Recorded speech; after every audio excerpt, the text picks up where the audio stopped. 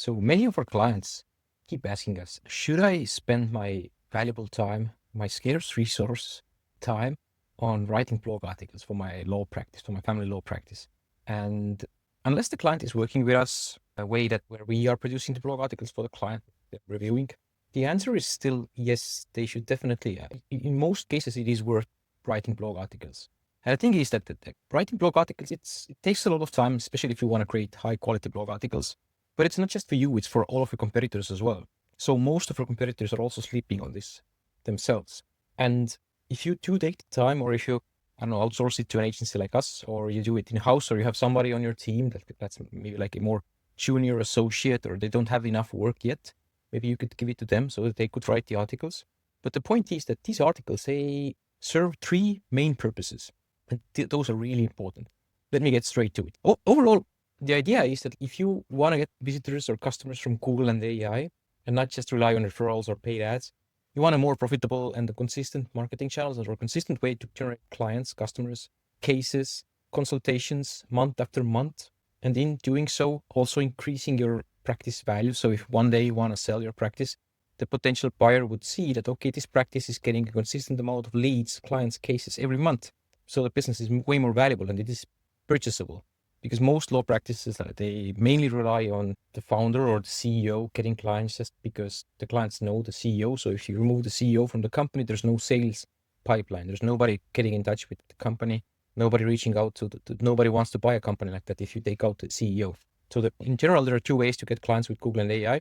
Number one is if somebody is searching directly for divorce lawyer or any service type that you're offering, plus your city, or so in this case, in this example, it's divorce lawyer in Orlando. So this is one way. But these kind of searches, they are super competitive. It's really hard to rank for those because everybody and their mother wants to rank for those, even if the mother is not a lawyer. So anyway, the point here is that these are really competitive. And let's say in your city, there are probably tens, if not hundreds, if not thousands of other family law attorneys. And it's just a matter of who spends the most to get to rank the first. But of course, you would need to focus on this as well. If you're doing SEO, if you're actually doing SEO, if an agency is doing SEO for you, you have to go after these keywords as well, regardless of the competition. But a better plan is to first figure out, or not first, but like also in the same time on the background, work on your blog articles, write blog articles, because these blog articles, especially for family law firms, and actually for most law niches, but it's especially important for family law firms, is family law is such a delicate niche or subject. So people do not want to ask their friends for recommendations or advice because it's such a delicate topic. They want to keep it to themselves. So instead, they just go to Google or AI to ask those questions, or maybe even Reddit. And the questions that they're asking are just simple questions that they have about, let's say they're thinking about getting a divorce or thinking about a prenup, contract, whatever. Let's say about divorce. How much does a divorce cost in Texas? How much does, or will my wife get 50% of my company when I divorce? Questions like that, or how to actually file for divorce. So if you write blog articles that are thorough, that answer the people's questions, you will build trust with the person. And odds are that if they realize, or if you through the article educate them that they should actually get in touch with a lawyer so that they wouldn't mess anything up. It's a delicate process. And if they do not lawyer up, the odds of them mishandling the process are high. So anyway, through the blog article, if you answer their question, you're going to build trust. And if they are at the point where they want to take action or they want to start working with a family law attorney, you are the first that comes to mind because you already built trust with them. Nobody else has built trust with them because you had the blog article that answered their question in a good way. And these blog articles are way easier to rank for because every company has a divorce lawyer in Orlando or divorce lawyer in location page. It's a given if you have a website. But most companies do not bother to write the blog articles. So the two main purposes, and actually there's three purposes, two main ones related to this video are that if you do write these blog articles, let's say this is your service landing page, this Austin the lawyer page here, and you start writing articles like, will my wife get 50% of my company when I divorce? Do I need a lawyer when getting a divorce in Austin or in Texas? How much does divorce cost in Texas? If you write these kinds of articles and you then link from these articles to your main service landing page, this is going to push up or increase the rankings of your main service landing page. And let's say you have multiple practice areas. So let's say family law is the bigger umbrella, and then you have divorce law, you have maybe even estate law, prenups, child custody, all of these subtopics within that. Then if you go topic by topic, let's say first you write articles covering the topic of divorce, the more articles you have that answer people's questions, and these can just simply be questions that you know that people are continuously asking you. So the more you answer with dedicated or separate blog articles, the more links you're going to send to your main landing page, the higher the landing page is going to rank on Google. So it will be much easier for you to rank for divorce lawyer in your location if you have those blog articles that then link to you or reference your main service landing page. And these blog articles will rank themselves. So you will push your main service landing page higher and the blog articles will rank because they exist. They answer the people's questions and they will rank higher on Google and also on AI as well.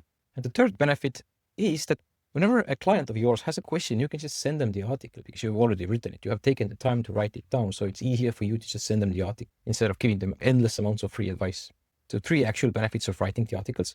But now if you just go and simply look at the simple math of blogging for family law firms, and I'm just giving you, in my opinion, conservative estimations. Of course, you may have your own opinions based on your own business, but this is based on the clients that we worked with and still work with. So one blog article on average generates about, this is a general average and it is conservative.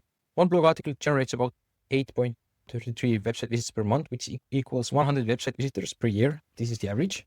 And by the way, this is super conservative because if I look at one example here, they are 1-800-DIAL Law. They are a personal injury law firm in Austin, Texas. So they are getting 60,500 visitors every month to their 738 pages, which equals 82 visitors per month to one page. Most of their pages are blog articles, so 82 per month. In my numbers here, I'm doing 8.2 or 8.3 per month, so 10 times less than the example here is getting. So let's just say 100 visitors a year from one blog article. And by the way, if you write the article and if you do the minimum to keep it up to date, maybe update the year, just every year or every 2 years, just see and give you a refresh. If anything has gone out of date, just update it in like a few minutes. That one blog article will start to generate 100 visits a year on average, every year, for years in a row. And let's say 200 blog visitors, every 200 blog visitors will give you one client, one actual client. So this is 0.5% conversion rate, which is quite low. And if one client for a family law firm in the United States, client lifetime value is about $10,000. This is based on my research, it's based on what we've discussed with the clients, also taken from ChatGPT, Gemini, and AI, and Google. So this is the lifetime value. So how much revenue one divorce client will get you over the course of a few years. That means that one article is worth $5,000 a year in value. So if you're able to generate 5 articles a month, and we usually try to depending on the client's budget, we do 1 to 20 articles a month for our clients, and for some clients we've done even more. So that's like even 5 articles a month, that's 60 articles in a year. So if you've written 60 articles in a year, you're going to consistently get, again, this is just ballpark estimations, trying to be conservative. You're going to get around 30 clients a year consistently. And then why just stop there with 60 articles? You continue to build more and more. And in 5 years, you would have 300 articles. As I showed you here, these guys here, they've written almost 700 articles because not all of them are blog articles. That's a big amount. And they wouldn't be just doing it for writing the article's sake. Of course, there's a reason. And you can see how much traffic per month these top articles are generating. Think how many clients. Yeah, that's just from writing 60 articles, that's 300,000 in potential additional case value per year. So that's the power of blogging. So if you think about these numbers here, $5,000 per year in value from writing one article. And let's say you also update it like every year or every 2 years, that's 25,000 in 5 years. That's a lot of customer value. That's a lot of revenue, potential revenue from just one article. And of course, not all articles are going to be home runs, but 8.33 visitors per month is just a low number, low ballpark number to estimate here. So it's not that aggressive. It's rather conservative to expect these numbers.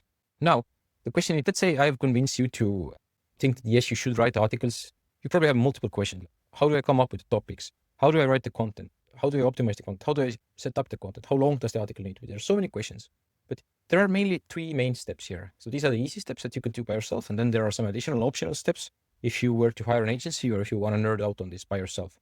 But the easy main steps are do the keyword research. So find the article ideas. And one super simple way is just think about the questions that your clients are always asking. What questions always come up? That's one simple. We do dedicated keyword research. We spend a lot of time on this for our clients because the blog articles are worth so much money for family law firms. That's why we spend a lot of resources from our side as well to do this. It's worth a lot of money. So our clients usually pay us between 2,000 to 10,000, some even way more, but it's worth them paying that much. They're not just saying that to promote their services, but just to give you the numbers or give you an idea of why it's necessary, why it's worth doing the keyword research. But in your case, like if you don't want to do it, you can just simply brainstorm from your mind. Or in the end, I'm going to give you a link to this, or not in the end, just go first link in the description is going to give you this list of family law firm long tail keywords by Backlinks.io. And you can just replace your city here and you're going to get a lot of blog article ideas from here already. So you can just start from these blog articles and then you can do a little more. But yeah, that's the first part, keyword research. The way we do it is we go to Ahrefs, we type in some of our head terms. So let's say I just do divorce here. Then we start looking through what are some of the questions, and I have 72,000 keywords to go through here. And the idea here is that yes, it's a lot of keywords to go through, but each keyword could turn into tens and tens of clients. So it's like mining for gold or mining for diamonds here for our clients. That's why we're super interested in doing it. And of course, many of these are irrelevant. Is Travis Hunter getting a divorce? We don't care. Our clients don't care. It's not relevant at all. But how to file for divorce is a super interesting topic, especially if we add the modifier of a specific city in Austin, in Texas, if our client is in Texas or in Austin. That's the point. Same goes for prenups. People have a lot of different questions around prenups. So there are, again, like 1,500 or over 1,500 questions about prenups. What is a prenup? What does it do? How to get one? What should a woman ask for in a prenup? And all of these kinds of questions. You see here, the level of keyword difficulty or the competitiveness is 0 here. So it's way easier to rank for these keywords than it is to rank for just a divorce lawyer or prenup lawyer in Dallas. That's the idea. So keyword research, then write the content, and then do simple updates every year or every 2 years. That's the main simple strategy. Now, if you want to take it a step further, if this is really important to you, if you actually want to move the needle, or you want to be sure you want to have the best odds, what you need to do is you would also need to, first of all, do better keyword research by learning how to do it by yourself or hiring an agency. It doesn't have to be us. Then optimize the articles, because the better your articles are optimized, the better the AI and Google's algorithms like the articles. You just have to use the right words in the right places. But it's a complicated topic that takes time. We have dedicated copywriters that do this for us. But if you optimize the articles, the articles actually ranking #1. So whenever somebody's Googling for how to get a divorce how to file for a divorce in Austin, for example, the odds of that your article ranking are much higher if you do SEO optimize them. The fifth advanced step is build internal links between the articles. So let's say you write 20 articles about divorce. You should internally link them in a strategical way. Again, a long topic, an advanced topic. I'm not going to get into that, but just an advanced step that you can think about if you want to do it. And the sixth thing is, if an article is important enough, and many of our clients do have these articles, like the cost articles, for example. How much does a divorce lawyer cost in Austin, for example? These kinds of articles are really important. They don't just convert that one client every 200 visitors, they convert way better. So you really want to rank for these kinds of articles. And if we've been doing this for our clients, so we know the articles, we know the types of articles. But if you don't know, you can check this from your data as well. But if you understand the articles that get you clients the most, then you will need to build backlinks to them. So you need to get other websites linking to your article that will then boost the article and get to #1, because you really want to be #1 with those articles. So this is the main process. And again, if you know what you're doing and if you keep at it, you can as well have 60,000 visitors every month going to your site. This is an extreme example. By the way, they used to have way more visitors. If you can see their last 5 years ranking data here, they used to have hundreds of thousands of visitors every month. Now they only have, it's still a lot, 60K. But yeah, they used to have over 200,000. And the main reason is that a lot of their content is written by AI. This tool here tells me that the AI content is high. Ahrefs is lagging right now. Sorry about that. You're not going to see it, but a lot of their content is AI. So it's been dropping in rankings a lot. I'm not saying you can't write AI content, but it's just you have to be mindful about it. This is another long topic. And if you don't know what you're doing with articles, you can end up like that, sandovalfamilylaw.com here. They do have some articles that are bringing in traffic, but like you see, there are tons of articles that are you see this traffic column here, traffic, 0, 0, 0, 0, 0. You don't want that, because then it's a waste of time. It's definitely not earning 5,000 a year in terms of case value if you don't know what you're doing. These articles are unoptimized, they're not answering any questions that people are actually actively asking. So there are many mistakes being made with these articles. You don't want to do that. So once again, if you want a list of articles or long tail blog article ideas, service page ideas, just go to the first link in the description. You're going to get this list. And then you can change out your city. Let's say you were in Seattle, then it's changes the names to Seattle-based keywords. Or if you'd like me and my team to do a quick video audit of your specific website, what's the potential, how much cases you could realistically get from Google and AI per month in your city, you can go to the second link in the description and request a free audit from us. It's going to be a video audit. It's going to be 10 to 15 minutes long, and it's going to be dedicated or customized to your specific website and your specific city.